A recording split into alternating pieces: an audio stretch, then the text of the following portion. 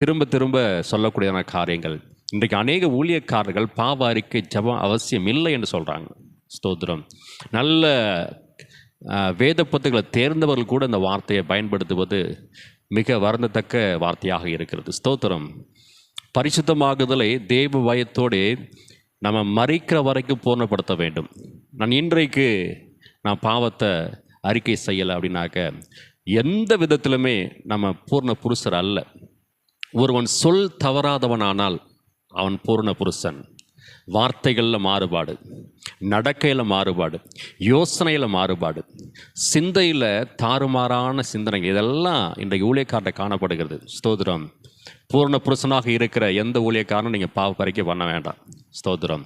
இன்றைக்கு பாவ அறிக்கை வேண்டாம் என்று சொல்லக்கூடியதான கர்த்தருடைய ஊழியக்காரர்கள் நீங்கள் தவறான வழியில் உங்களுடைய ஆத்துமாக்களை நடத்த வேண்டாம். ஸ்தோத்திரம். நீங்கள் ஒருவேளை ஸ்தோத்திரம் பாவத்தை செய்யாமல் இருக்கலாம். உங்களுக்கு கீழாக இருக்கக்கூடியதான புதிய விசுவாசிகள், ஸ்தோத்திரம், கர்த்தரை ஏற்றுக்கொண்டதான நபர்கள் சில நேரங்களில் தவறும் பொழுது அந்த பாவத்தை நீங்கள் நிவர்த்தி செய்ய முடியாது.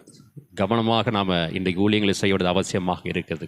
கர்த்தருடைய பிள்ளைகளை இந்த காலவேளையில் நாம் எல்லாருமாக முழங்கால் படிட்டு, ஆண்டவரே என்னுடைய எல்லா பாவங்களை மன்னிங்க, என்னுடைய குற்றங்களை மன்னிங்க, என்னுடைய குறைகளை மன்னிங்க, என்னுடைய அக்கிரம அநியாயங்களை மன்னிங்க, என்னுடைய நியாயக்கேடுகளை மன்னிங்க என்று சொல்லி கர்த்தர் சமூகத்தில் பாவங்களை அறிக்கையிட போகிறார். அது மாத்திரமல்ல, ஸ்தோத்திரம், தேவன் நம்ம கொடுத்துருக்குதான கிருபை வரங்களை, ஸ்தோத்திரம், ஆசீர்வாதங்களை, சில உன்னதமான காரியங்களை நம்ம தவறாக பயன்படுத்துகிறோம். அதுதான் அந்த பெருமையில் விழக்கூடியதான காரியமாக இருக்குது. அது ஒரே என்னுடைய பெருமைகளை மன்னிங்க, என்னுடைய ஆணவங்களை மன்னிங்க, அகங்காரங்களை மன்னிங்க, கீழ்ப்படியாமலை மன்னிங்க, முரட்டாட்டங்களை மன்னிங்கன்னு சொல்லி கர்த்தர் சமூகத்தில் நம்ம அறிக்கையிட போகிறோம். ஸ்தோத்திரம். மிக அழகாக சாமுவேல் சவுல் ராஜாவுக்கு ஒரு நல்ல ஆலோசனை கொடுக்கிறான். ஸ்தோத்திரம்.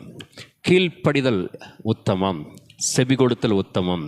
பாருங்க, பலியை பார்க்கல் கீழ்ப்படிதல், ஆட்டுக்கடாக்களின் நினத்தை பார்க்கலும் செவி கொடுத்தல் உத்தமம். இன்றைக்கு இது நம்மள்ட்ட இல்லைனாக்க அது முரட்டாட்டங்களுக்கு சமமாக காணப்படுகிறது. முரட்டாட்டம் பாவமா? நிச்சயமாக பாவம். கர்த்தருடைய சமூகத்தில் கர்த்தருடைய வார்த்தைக்கு கீழ்ப்படியாதபடிக்கு நான் இப்படி தான் நடப்பேன், நான் இப்படி தான் என்னுடைய ஊழியத்தை செய்வேன் என்று சொல்லக்கூடியதான அந்த முரட்டாட்டமான பாவங்களும் கூட ஒரு மிகப்பெரிய பாவமாக இருக்கிறது. எவ்வளோ பெரிய வார்த்தை பாருங்க.